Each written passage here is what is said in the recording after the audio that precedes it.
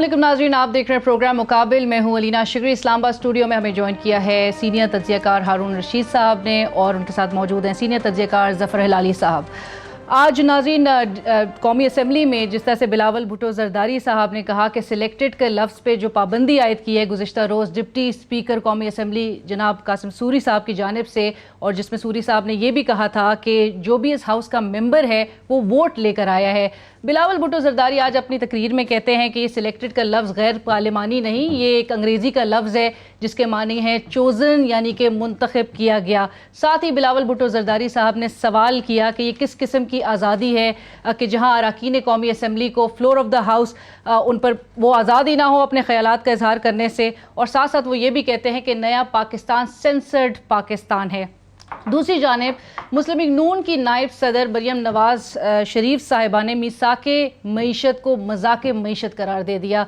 लाहौर में वो हफ्ते के रोज़ प्रेस कॉन्फ्रेंस कर रही थी, जिसमें उनसे जब सवाल किया गया तो उन्होंने कहा कि शहबाज शरीफ ने मीसाके मईशत की बात की, ये उनकी अपनी राय है। और अगले ही रोज़ यानी कि गुज़िश्ता रोज़ एक और बयान जारी उनकी जानिब से किया गया, जिसमें उन्होंने कहा कि मेरी प्रेस कॉन्फ्रेंस को कॉन्टेक्स्ट से हट के यानी कि सया को सबाक से हट कर पेश किया गया।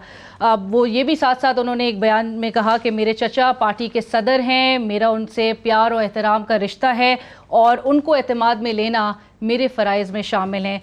जबकि आसिफ अली ज़रदारी साहब ने भी गुज़िश्ता रोज़ ये बात कही कि मरियम के मीसाक जमहूरियत से मुतालिक वो कहते हैं कि ये फ़ैसला मुत्तहिदा अपोजिशन करेगी और मरियम भी तस्लीम करेंगी।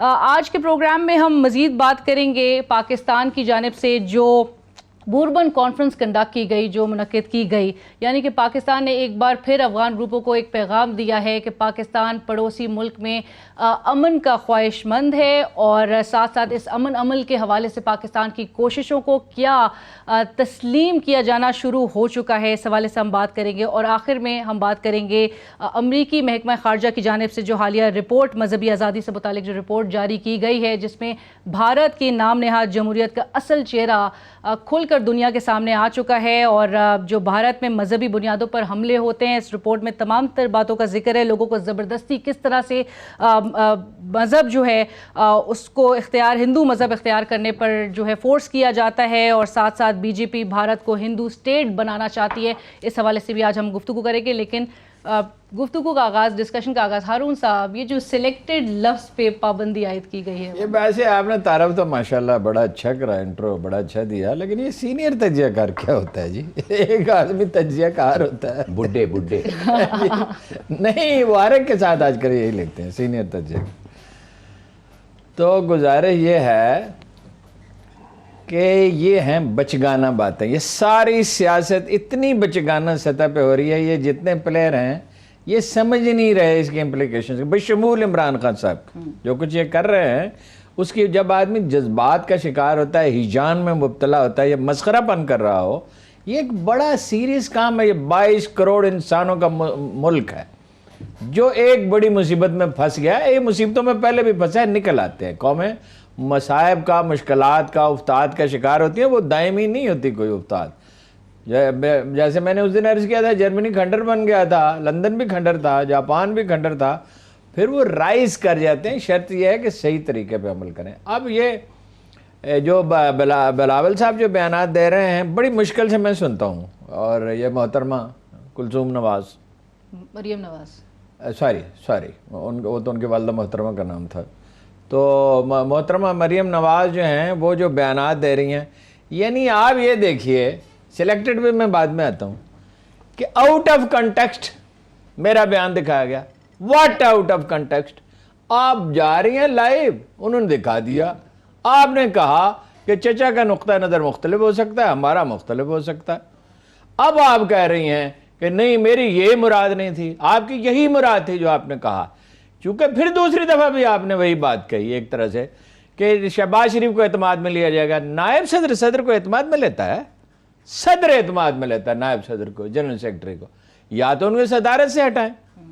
अब इसका एक बड़ा अली साहब बड़ा दिलचस्प पहलू, ये आज तक मुतय्यन ही नहीं हुआ कि नवाज शरीफ शहबाज शरीफ की रिलेशनशिप की नोयत क्या है। यानी ये मसालियत के लिए लगे रहते हैं, सिस्टम के अंदर काम करना चाहते हैं, इस्टेब्लिशमेंट से मिलकर करना चाहते हैं, इख्तदार चाहते हैं, तसादम नहीं चाहते, किकबैक्स ये भी चाहते हैं, भाई भी चाहता है, माल और दौलत भी बनाना चाहते हैं, हुकूमत भी चाहते हैं। उनका ये ख्याल है कि मैं प्रेशर डाल के अपनी बात बनवा लूँगा, लेकिन दोनों भाई एक दूसरे को छोड़ नहीं सकते। वेरी ट्रू, बिल्कुल सही। ये है मजबूरी, इसमें प्ले करते हैं वो। बिल्कुल वो चले जाते हैं, वो जनरल कैनी साहब के पास दोनों चले जाते थे, चौधरी निसार भी, ये भी बातचीत करते रहते थे, उनको ठंडा कर, उनको यकीन दहानियाँ कराते रहते। एक ये चीटिंग का तरीक़ाकार है। अब रह गई सिलेक्टेड की बात। वो कह रहे हैं ये वज़ीर आज़म है ही नहीं, ये जाली तरीके से बनाया गया है, ये सिलेक्ट वज़ीर आज़म इलेक्टेड होता है, सिलेक्टेड का क्या मतलब है? नहीं नहीं, असल में मेरा मतलब ये नहीं था, तो असल में मेरा मतलब नहीं था। और क्या लोगों कौम को कैसा इन्होंने अमक समझा हुआ है। जरदारी साहब कहते हैं ये करते कभी ईंट से ईंट पे जा देंगे, फिर कभी उन पर वो दौरा पड़ता है और ये मुल्क नहीं चला सकेंगे, ऐसा होगा फलां होगा, मैं नहीं बैठ सकता इमरान खान के साथ। इमरान खान ने किस दिन आपसे रिक्वेस्ट की थी मेरे साथ बैठे, और फिर जो ये बिलावल फैसला करेगा और कौम के मसाइल पे रत्ती बराबर तवज्जो नहीं, इसका अंजाम बहुत बुरा हो सकता है। इनके लिए भी और मुल्क के लिए भी ज़ाहिर है वो अच्छा तो नहीं होगा। मैं हिलाली साहब के कमेंट से पहले मैं चाहूँगी कि हम नाज़रीन को दिखा भी दें, हिलाली साहब आपकी इजाज़त से, जो सूरी साहब ने जो बात की और उसके बाद बिलावल साहब जो आज जो तकरीर कर रहे थे और जो सिलेक्टेड के लफ्ज़ के हवाले से उन्होंने कहा, और जो पाकिस्तान, वो कहते हैं एक पाकिस्तान की दो नहीं, एक पाकिस्तान की बात करते हैं तो आज दो पाकिस्तान है, सेंसर्ड पाकिस्तान है। सुनते हैं। किसी को इस तरह नहीं कह सकते। मैं खुद इस निशिस्त पे एज ए डिप्टी स्पीकर यहां से वोट लेके आया हूं, और जिसने भी यहां से वोट लिए है, यहां पे जो इस कुर्सी पे बैठा है वजीर आजम, इस ईवान का वोट लेके आया अक्सरती। आइंदा कोई इस तरह का लफ्ज किसी ने इस्तेमाल नहीं करना। नाज़रीन, ये सूरी साहब बात कर रहे थे, हिलाली साहब, लेकिन जरदारी साहब वो 4 प्रायोरिटीज़ की बात करते हैं, इकोनॉमिक पॉलिसी की बात करते हैं, ये शहबाज शरीफ साहब मिसाक मईशत की बात करते हैं, और फिर जो एक फ्रिक्शन नज़र आती है। देखिए, पहली तो बात करते हैं इलेक्टेड और सिलेक्टेड के बारे में। देखिए, अगर आप कहें उंगलियों के साथ इलेक्टेड, ये गोरा समझता है ये सिलेक्टेड है कि नहीं? तो अगर भी उनके आप ना कहें, अच्छा ये एक लफ्ज़ ये कहते हैं आप नहीं कह सकते, मगर द थॉट को तो रोक नहीं सकते ना। तो आप इलेक्टेड जब कहते हैं, वो कहते हैं सिलेक्टेड हो गया, गोरा कहेगा ये सिलेक्टेड है। तो आप क्या एक थॉट को बैन करना चाहते हैं? भाई आप डिप्टी स्पीकर हैं, हम आपकी कदर और इज्जत करते हैं, भाई you can not ban a thought. और अगर ये भी बैन करेंगे आप इलेक्टेड, नहीं कर सकते, you know it doesn't make sense. अच्छा, दूसरी बात, इसकी जरूरत ही नहीं थी, बैन करने की जरूरत नहीं थी। दूसरी बात है गवर्नमेंट, वो कहते हैं वो नालायक हैं, गवर्नमेंट को कहते हैं, वो जो ऑपोजिशन कहती है गवर्नमेंट नालायक है। क्या ऑपोजिशन लायक है? This is a very very interesting question. क्या ऑपोजिशन लायक है? एक के साथ लड़ रहे हैं, एक के साथ कॉन्ट्रडिक्ट कर रहे हैं, एक के साथ, तो आई एम अफ्रेड के और कोई कॉन्क्रीट सॉल्यूशंस नहीं दे पा रहे ये बजट सेशंस में। बड़ा अच्छा क्या, देखिए what is the problem at the moment, government क्या फेस कर रही है। बजट पास हो जाएगा, इतने लोग हैं, इकट्ठा कर दिया है, वो सब हो गया है, उनको पता है कौन किसके साथ है। मैं आपसे ये कहना चाहता हूँ, जल्दी से मैं बताता हूँ, 2.5% ग्रोथ, अगर आप समझते हैं 2.5% ग्रोथ से सोशल अनरेस्ट नहीं होगा, यू आर रॉन्ग। होगा, इट्स टू लिटिल। वो तो पॉपुलेशन है भाई, अनएम्प्लॉयमेंट, सोशल अनरेस्ट होगा, पक्की बात होगी। हाई इन्फ्लेशन, महंगाई, क्या आप समझते हैं इस पे सोशल अनरेस्ट नहीं होगा, लोग नहीं बुरा मानेंगे? बिल्कुल बुरा मानेंगे। और किधर है आपकी इंडस्ट्रीज? एक्सपोर्ट्स आपके कम तो नहीं हो रहे हैं? एक्सपोर्ट्स 50% डिवैल्यूएशन, 54% हुआ है, और आपका एक्सपोर्ट्स नहीं बढ़ रहे हैं।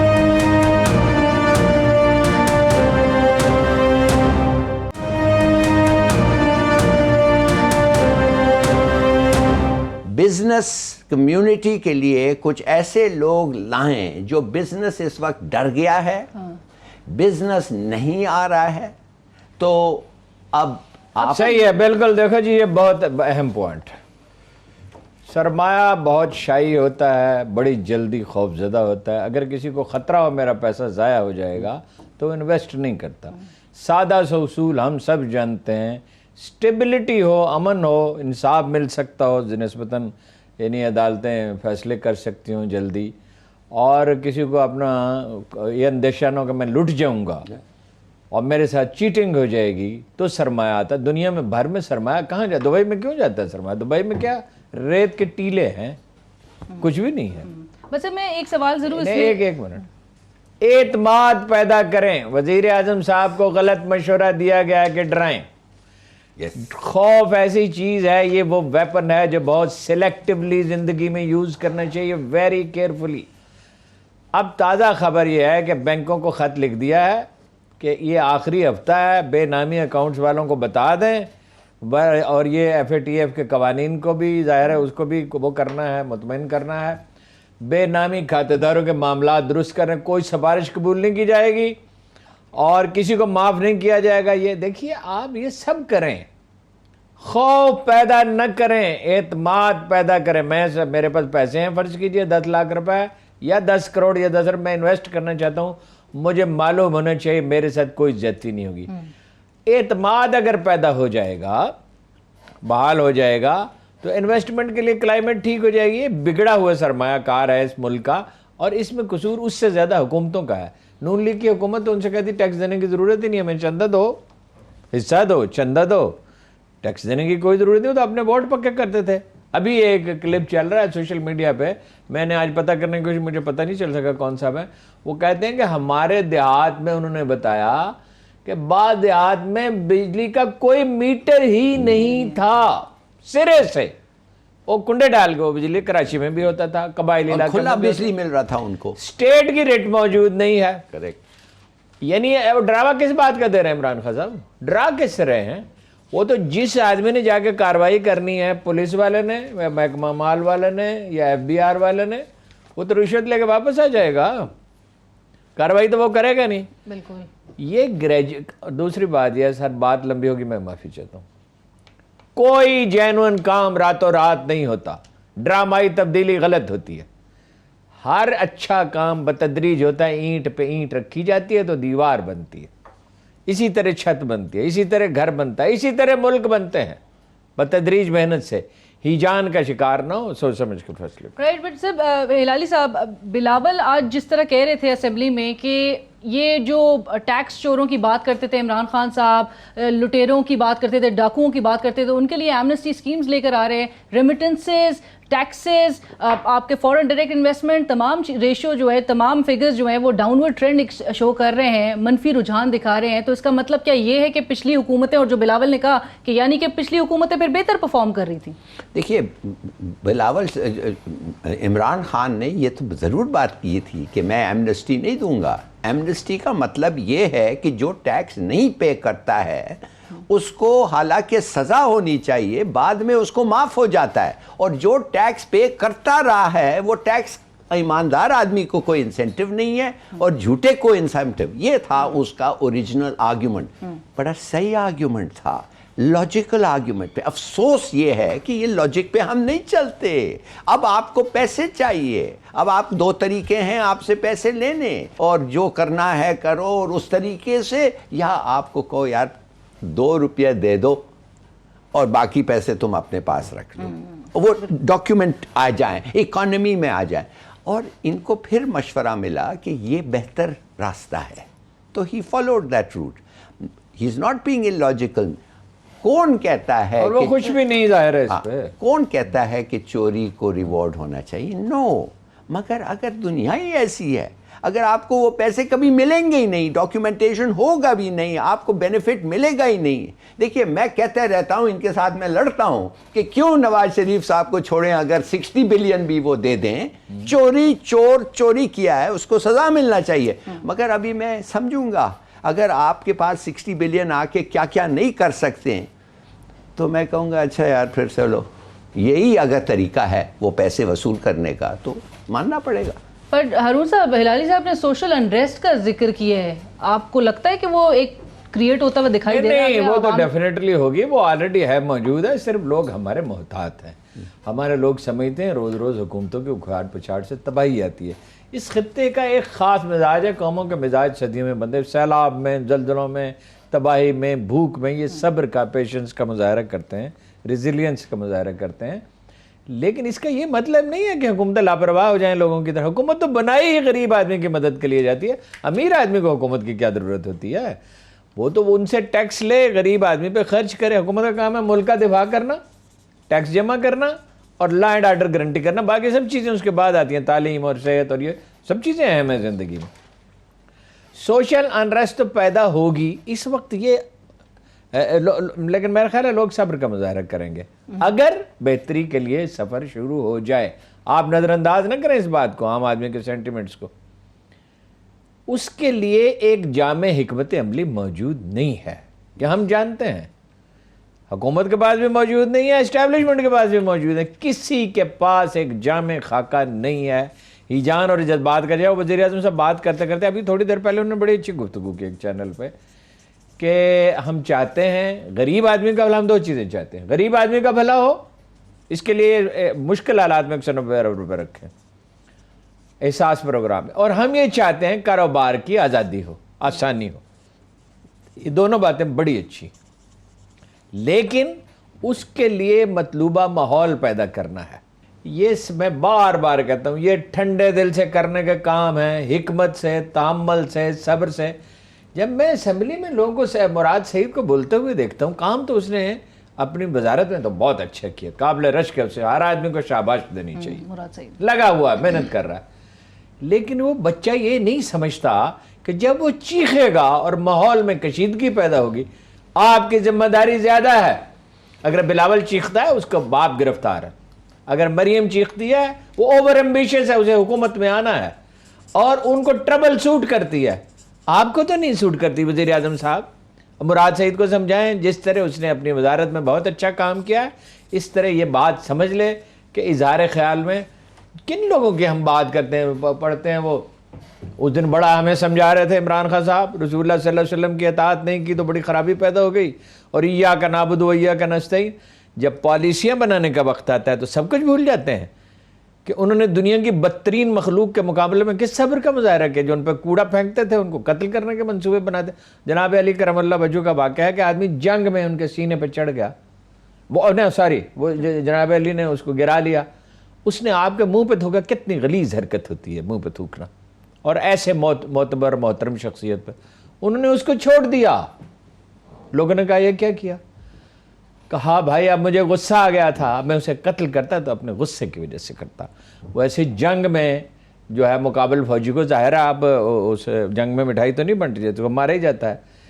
जिन लोगों की आप बातें करते हैं वो तो ये थे, और जब पॉलिसियाँ बनाने का वक्त आता है, आप पे आ पड़ती है, तो आप रंज से चीखते हैं और बदला लेने की बात करते हैं। सजा दें, हर मुजरम को दें, कोई आपको मना नहीं करेगा, मगर ये माहौल इतना कशीदा ना करें, इसमें आप सब मारे जाएंगे। राइट हिलाली साहब, मैं साथ साथ जो कतर के अमीर जो आए हुए थे, पाकिस्तान का जो दौरा कर रहे थे, सरमायाकारी के हवाले से बड़ा $22 बिलियन का शोर था, और $3 बिलियन की बात सरमायाकारी की अब आवाम के सामने $3 बिलियन की बात। ये उधार है कि गिफ्ट है? सर ये बिल्कुल पूरी तरह क्लियर तो नहीं है। बहरहाल $3 बिलियन की इन्वेस्टमेंट होगी, या वो बैंक में रखेंगे, ये एक तरह की सपोर्ट है जो खुशाइंद है। लेकिन वो 22 बिलियन की तो ऐसी ही किसी ने उड़ा दी थी पिछले हफ्ते से। 22 बिलियन अगर इन्वेस्ट होनी हो, आप बेहतर समझते हैं, मैं एक ब्रेक तो उसकी तो तैयारी होगी ना, कोई लायामल बनेगा, प्रोग्राम बनेगा, डिस्कशंस होंगी, कॉन्फ्रेंसें होंगी। वो एक दिन आएगा और आदमी कहेगा $22 बिलियन में इन्वेस्ट करता हूँ, जैसे थोड़ी होता है। एक छोटी सी ब्रेक हमें शामिल करनी है यहाँ पर, इसी नुक्ते पे हम कमेंट्स लेंगे।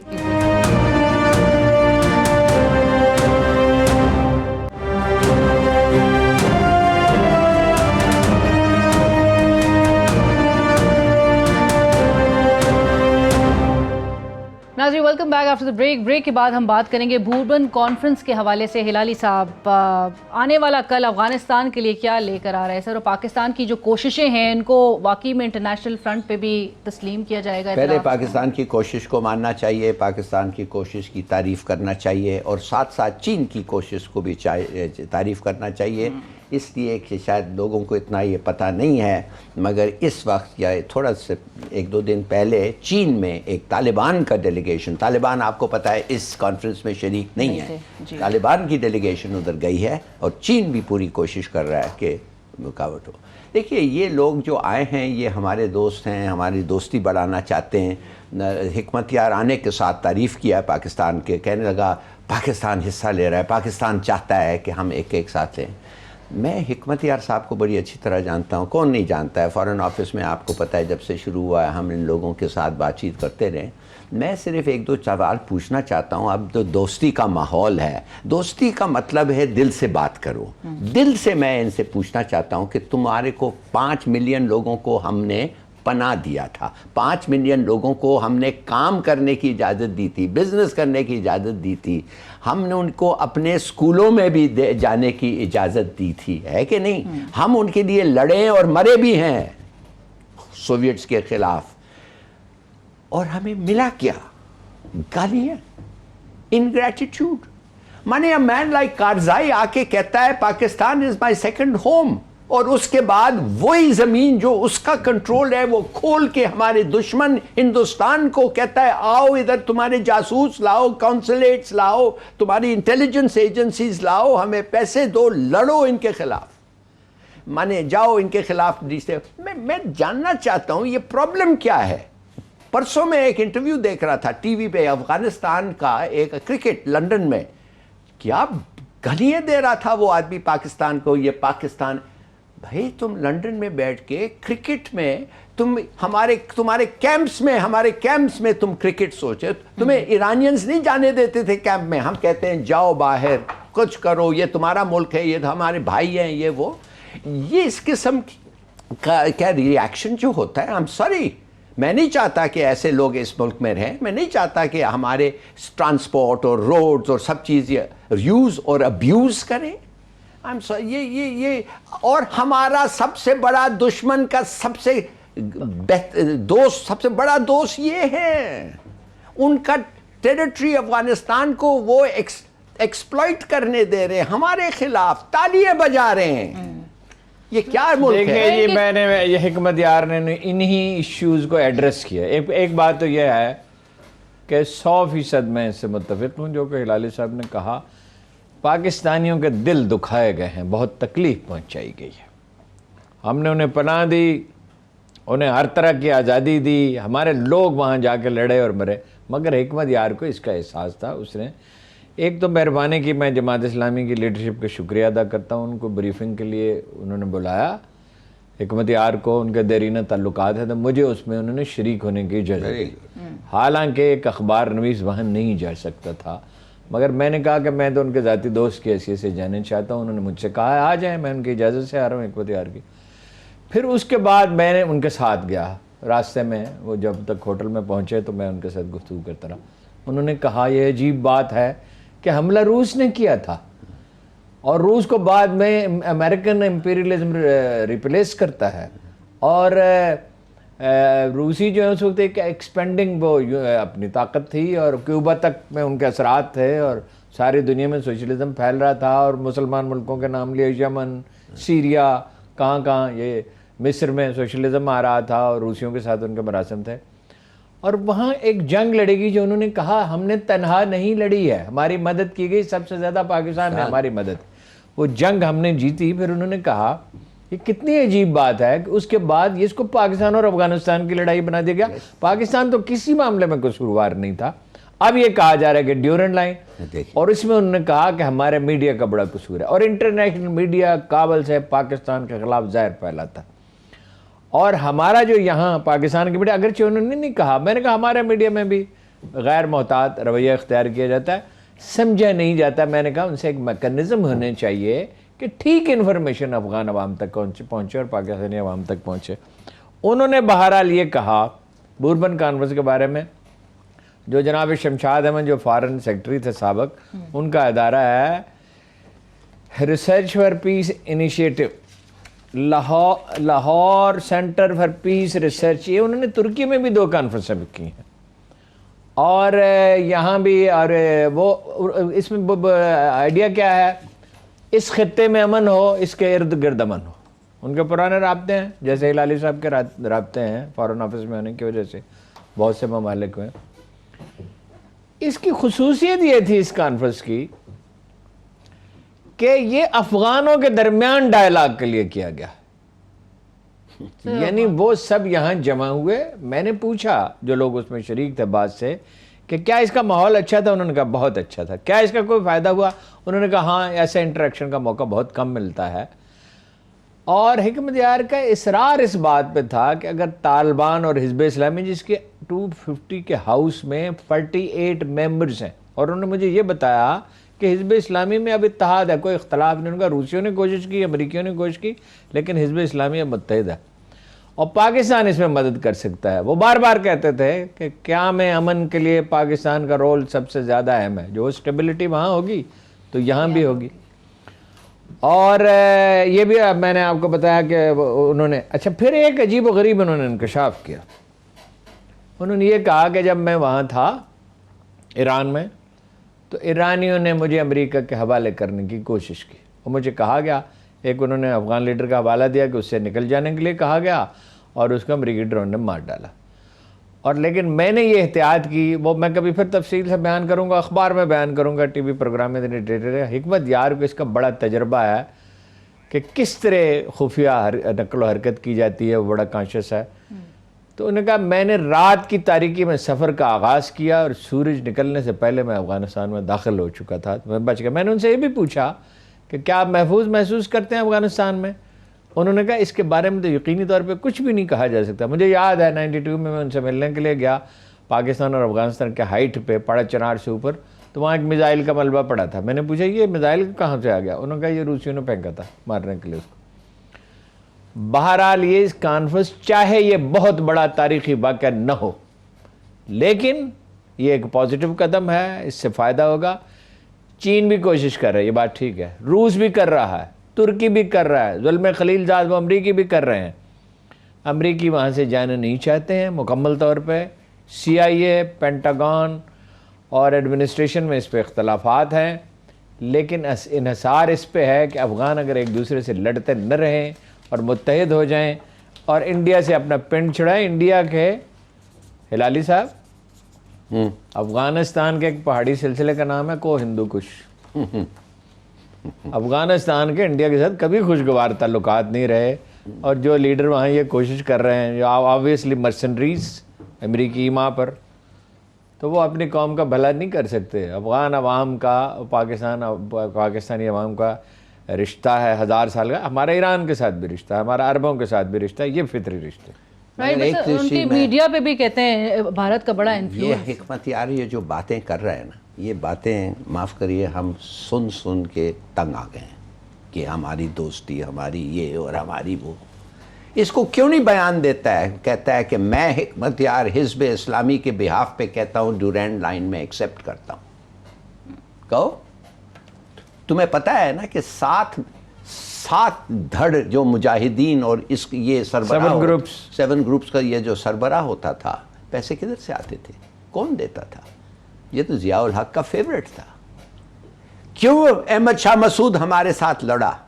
इसलिए लड़ा कि वो कहता है कि तुम्हें तकसीम करना था इवन हैंडेडली, बराबर, मगर तुम हिकमत यार को दे रहे हो पैसे और मुझे कम दे रहे हो। इसका मतलब है तुम नहीं चाहते हो कि मैं ठीक से लड़ूं रूसियों के खिलाफ। लड़ गया हमारे साथ, मगर ऐसा नहीं लड़ा कि बंदूक नहीं चलाई हमारे खिलाफ, मगर बाद में वो भी चलाने लग गया। तो मैं सिर्फ ये बताता हूँ हिकमत यार साहब, आप पाकिस्तान के दोस्त हैं, आपने बड़ा बेनिफिट किया, आप फिर चाहते हैं पाकिस्तान आपको मदद करें, ओके, रिकग्नाइज द इंटरनेशनल। मैं इजाज़त चाहता हूँ। देखिए वो मेरी किताब में उसकी पूरी डिटेल मौजूद है। 18 से 19-20% हिकमत यार को मिलता था, 15-16% से लेकर 17% तक जमीयत इस्लामी को मिलता था। मसूद को डायरेक्ट नहीं, जो उसकी पार्टी थी रब्बानी जिसके सरबराह थे, उसका एक ज़बरदस्त मॉनिटरिंग सिस्टम था।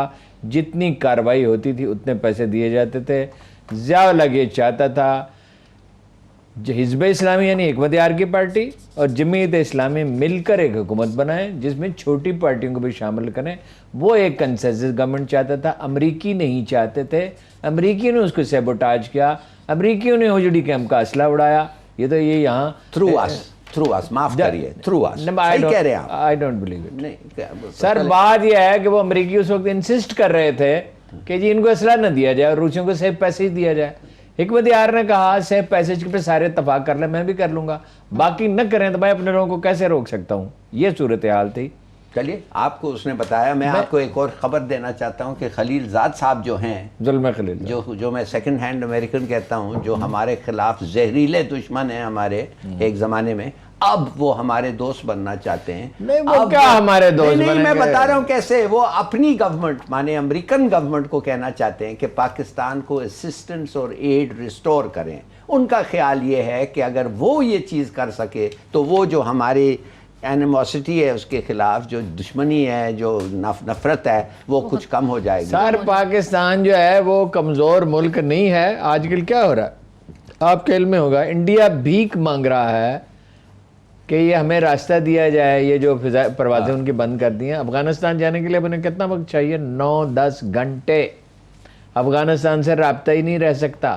पाकिस्तान सेंट्रल एशिया का दरवाज़ा है, अफ़गानिस्तान है। पाकिस्तान के बगैर आप अफ़गानिस्तान नहीं जा सकते, अफ़गानिस्तान के बगैर सेंट्रल एशिया नहीं जा सकते। तो पाकिस्तान ऐसा मुल्क नहीं है जिसको अमेरिकी और रोई थी ना वो हिलरी क्लिंटन के, हमने गलती की थी पाकिस्तान को नजरअंदाज करके अफगानिस्तान से निकल। हारून साहब लेकिन इसमें फिर रोएंगे वो। हारून साहब इस लेकिन कॉन्फ्रेंस में हुकूमती नुमाइंदा कोई शरीक नहीं था। हुकूमत के लिए नहीं था। वज़ीर खारजा साहब को मदऊ किया गया, उन्होंने तकरीर की।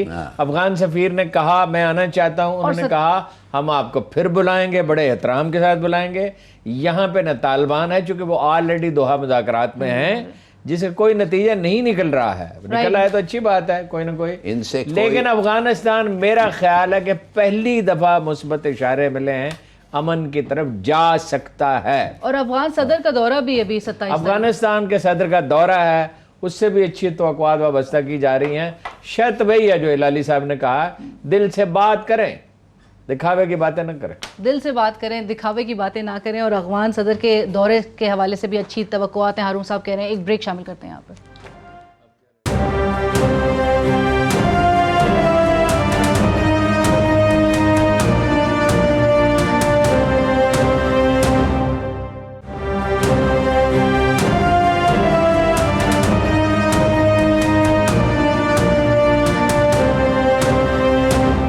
नाज़रीन, ब्रेक के बाद एक बार फिर आपको खुशामदीद कहेंगे और डिस्कशन को आगे बढ़ाएंगे। कुछ खबरें हारून साहब के पास आज मौजूद हैं आपसे शेयर करने के लिए। हारून साहब, गुजारिश ये है, एक खबर तो मैंने आपको दे ही दी, वो जो है FBI ने बैंकों को इंतबाह किया, ये आखिरी हफ्ता कोई सिफारिश वगैरह कबूल नहीं की जाएगी। ये बड़ी अहम बात है और मेरा ख्याल है लोगों को ये चांस अवेल करना चाहिए। जिसके पास है डिक्लेयर करने के लिए उसे डिक्लेयर करें और बेनामी खाते बंद करने चाहिए। एक अहम खबर यह है कि एहसन इकबाल साहब की गिरफ्तारी का इम्कान।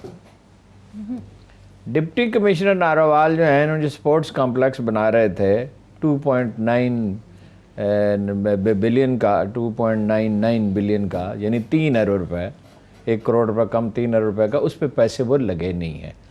तो वो जो डिप्टी कमिश्नर था वो 26 को पेश हो रहा है, और जो DG स्पोर्ट्स था, जो हमजा का आदमी समझा जाता था, वो ऑलरेडी गिरफ्तार है। और एहसन इकबाल साहब ने 2 बड़े कमाल का कारनामे अंजाम दिए। जुल्फ़कार चीमा साहब जिंदा सलामत है, उस वक्त DIG थे, उन्होंने इन्हें मना भी किया था। एक तो उन्होंने इलेक्शन जीतने के लिए वहाँ इश्तहारी पाले होते, इश्तहारी मुजरम, और अपने मर्जी का पुलिस। एक इन्होंने आखिरी वक्त पे कुछ अखबार रवीसों ने शोर मचा दिया, 5 एकड़ ज़मीन, 5 एकड़ माल रोड लाहौर पे लॉरेंस गार्डन में अपने भाई को लेकर देने की कोशिश की, एक इंस्टीट्यूट बनाने के लिए बागबानी का, जिनकी नर्सरी है, जिन्हें सरकारी ठेके भी दिलाते रहे। तो ये अगर साबित हो गया कि उसमें पैसे खाए गए हैं, तो ये एहसन इकबाल साहब गिरफ्तार हो सकते हैं। PIA में जनाब तहकीकात हो रही है। अहमद मुख्तार साहब को नोटिस दिया गया है, जहाज़ उन्होंने कोई लीज़ पे लिए थे और फिर वो लीज़ पे लिए, उसमें बड़ा खसारा हुआ, जहाज़ 1 साल के बाद नाकारा हो गए और 15 मिलियन जो हैं वो निकाले गए उनकी मुरम्मत के लिए, और इल्लीगली निकाले गए, उसका इख्तियार नहीं था, और वो खर्च हो गए और जहाज़ जो हैं वो नहीं चले। फिर एक उसी में अहमद मुख्तार साहब पेश नहीं हो रहे। FIA ने नोटिस दिया है, वो पेश उन्हें होना पड़ेगा, नहीं पेश होंगे तो पकड़े जाएंगे। एक नदीम यूसुफजई साहब हैं और आरफ हबीब साहब को भी तलब किया गया है कि भाई ये जो प्रीमियर सर्विस आपको याद है चलाई थी PIA ने लंदन के लिए, वो प्रीमियर सर्विस क्या थी? कुर्सी अच्छी होगी, खाना अच्छा मिलेगा, वहाँ बड़ी अच्छी कार आपको घर छोड़ने के लिए जाएगी। और वो मुझे अच्छी तरह नवाज शरीफ की तकरीर याद है, उसने कहा था ये कोई मामूली वाक़या नहीं है, ये कोई तारीख बनने जा रही है। और 2 अरब रुपए ज़ाया करके उसको बंद कर दिया था, क्योंकि लीज पे जहाज़ महंगे लिए थे, हर चीज़ में तो पैसे बनाने और प्लानिंग करनी नहीं। ये वो हुकूमत थी जिसका वो चर्चा करते हम बड़े लायक थे। तो उन्होंने ठीक कहा हिलाली साहब ने कि नालायक है ये, तो तुम कम नालायक हो, तुम साथ करप्ट भी हो। ये तो सिर्फ नालायक है ना, तुम नालायक भी हो करप्ट भी हो।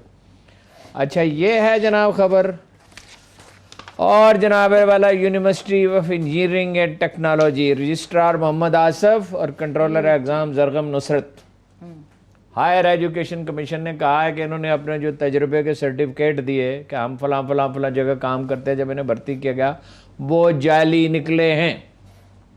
उसकी एक एडिशनल सेक्रेटरी एजुकेशन ने इंक्वायरी की। इंक्वायरी करने के बाद उन्होंने ये इंकशाफ भी किया कि इन्होंने लोगों को नौकरियां देने के लिए पैसे लिए, दाखिले के लिए पैसे लिए, यूनिवर्सिटी में दाखिले। उस यूनिवर्सिटी की बर्बादी में क्या शुबा रह जाएगा जहाँ लड़कों को एडमिशन देने के लिए पैसे लिए जाए, या लड़कियों को या लड़कों को, और इतनी बड़ी यूनिवर्सिटी। और जनाब उन्होंने कहा मार्च में लिखा वाइस चांसलर को, डॉक्टर अकबर साहब को, कि इन्हें बरतरफ कर दिया जाए, डी नोटिफाइड कर दिया जाए। अब उनसे पूछा है वाइस चांसलर साहब से, हमारे कॉरेस्पोंडेंट ने, 92 न्यूज़ के कॉरेस्पोंडेंट ने उनसे पूछा है कि हुजूर आपको तो हायर एजुकेशन कमीशन ने कहा इंक्वायरी मुकम्मल हो गई है, इन्होंने करप्शन की, रिश्तेदार भी भर्ती किए, रिश्वतें भी ली, दाखिले भी गलत किए, तो इन्हें बरतरफ क्यों नहीं करते? उन्होंने कहा जी मसला ये है कि वो तो उन्होंने हुक्म दिया, हम उसकी अताअत करेंगे जो भी हुक्म हुआ, मगर चांसलर साहब को भेजा है ना। अब चांसलर साहब दस्तखत करेंगे। चांसलर कौन है? मेरे भाई गवर्नर सरवर साहब, चौधरी सरवर साहब। अब वो वहाँ कोई सिफारिश की वजह से रुका हुआ है, ये तो मैं बदगुमानी नहीं करना चाहता, या फाइल देखी ही नहीं गवर्नर साहब ने। फाइल देखें, अगर ये बात सही है और ये इस्टेब्लिश हो गई है, बज़ाहिर तो ये इस्टेब्लिश ही है, तो इनको फारग करें। अगर यूनिवर्सिटियों में ये तमाशे होंगे तो मुल्क कैसे चलेगा, कौन सी तालीम होगी? और उनको तो निशान इबरत बनाना चाहिए, साथ अखबारों में तस्वीरें भी छापनी चाहिए। यूईटी का ये हाल है हिलाली साहब। Shocking shocking. Higher education, Pakistan की PhDs जो हैं अभी, देखिए आप यकीन करें कि अगर आप बाहर जाएं मुल्क में, पाकिस्तानी, और आप कहें कि मैं अंग्रेज़ी बोलता हूँ और ये लो मेरी BA डिग्री है, वो कहते हैं लिटरेसी टेस्ट दें आप। You see the credibility. ABC literacy test दें भाई। नहीं I am a BA, no please literacy test पहले आप दें। क्या रह गया है भरोसा? बिल्कुल सर, इसी के साथ ही हमें रैप अप का इंस्ट्रक्शन दी जा रही है, और 26 जून यानी कि परसों एक ऑल पार्टीज कॉन्फ्रेंस जो अहम कॉन्फ्रेंस कंडक्ट की जाएगी और बुलाई गई है अपोजिशन की जानिब से। उसमें जमात इस्लामी ने ऑलरेडी माजरत कर दी है, शिरकत से इनकार कर दिया है। आज की ये डेवलपमेंट थी। लेट्स सी, दो चीज़ों पे शाबाश की मुस्तहिक है, पब्लिक वेलफेयर, उनकी सियासत तो जो है वो तो अलग है।